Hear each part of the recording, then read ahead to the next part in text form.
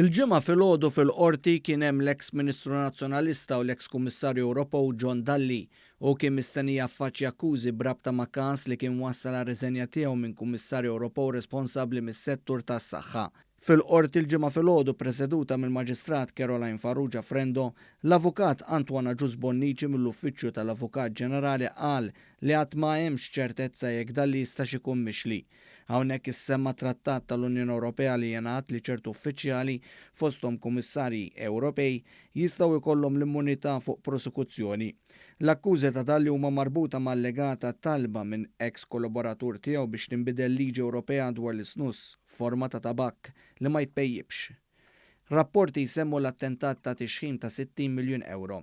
John Dalli li kien nominat għal Kummissarju Ewropew minn Lorenz Gonzi kien irreżenja f'Ottubru tal-2012 propju minħabba l-każ li qam brabta ma' direttiva li tirregola l-isnuss.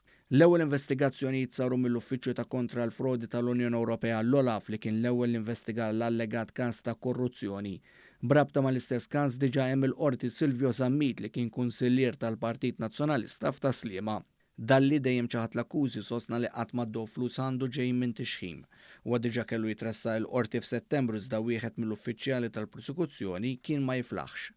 Issa d-diviża ta' John Dalli akkużat lill prosekuzzjoni li tiġġebbed l-affarijiet għaliex m'għandix każ b'saħħtu kontra l-klijent tagħha.